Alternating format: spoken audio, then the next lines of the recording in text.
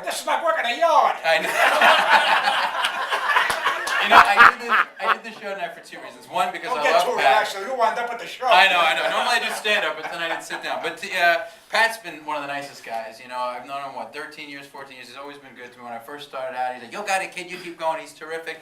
And the other reason I did the show, of course, is because I found out tonight that apparently by doing the show, I will have completed my 140 hours of community service. So I killed two birds with one stone. I've been good. I'm in town. I just hurt my hand. Look at this. Like I broke my hand the other day. I fell in the ice, and then you got to go, oh, you got to feel bad for me. You say, oh, I say, yeah. What, you got carpal tunnel? No, I don't. I actually fractured a bone in my hand. It's a comic. How do you break your hand? I slipped on the ice. I know, it's not a good story. You're ice skating? I've ice skating. Not on purpose. Jews don't ice skate. It didn't start out that way.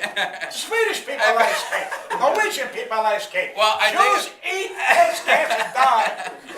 Not necessarily in that order, but I have now I went to the doctor, so he tells me I gotta wear this cast, and I gotta take painkillers and get a girlfriend. So that's kind of annoying.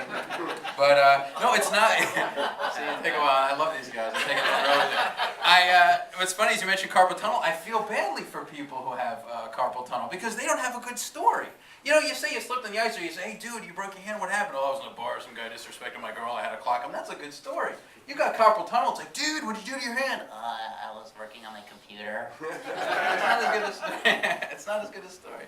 But I've been good. I'm a little jet lagged. I was traveling. I was in Europe, so I'm a little off at the schedule, and I don't sleep anymore at home because they just started doing what's going to be a 6-month renovation on my apartment building, which is horrible because they got this whole team of guys doing construction. They come in at 8 in the morning. They go to 4 in the afternoon. This whole week, I haven't needed an alarm clock or a wake-up call. Every day I'm waking up to...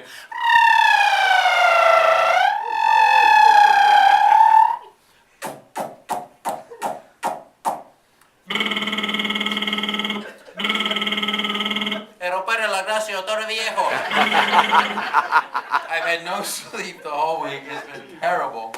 And so I went to my buddy's house the other night because I had an audition the other day. I didn't want to wake up with the noise and be all cranky. So my friend says, well, you can stay with me. It amazed me how people have such different tolerances for stuff. Because he lives in Queens. He's got one of those apartments like people do where it's in front of the elevated subway. How do people live there?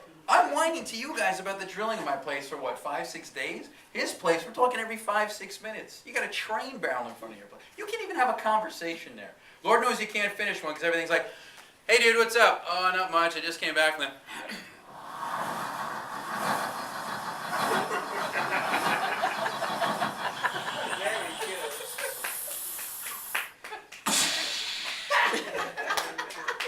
I'm like, dude, what?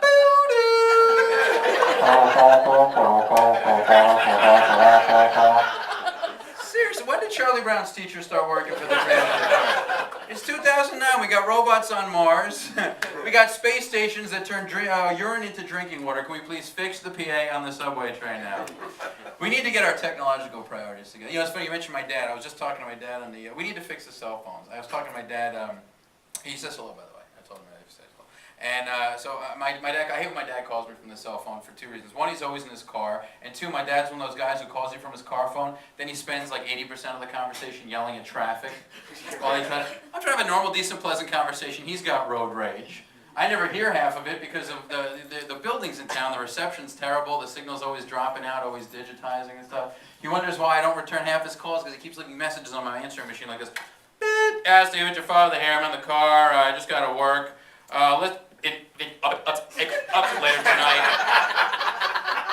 So anyway, at 8:30, that'd be great. And you can call me at 212. Of course. That was our whole conversation. Steve Scott! I didn't call you a comedian. No, you did. You're better than that. You make noise. You know, Pat was asking me the other day. He asked me, it was like having a dad as a newscaster. And the weird part about when you have a dad as a broadcaster, who's got a loud broadcaster voice, it's intimidating to get yelled at as a kid. You know, because you got that loud broadcaster voice. And if I was ever so bad that my mom would have to call him up at work, that was the worst, because he'd yell at me in that tone. He'd be like, "Guy's your father.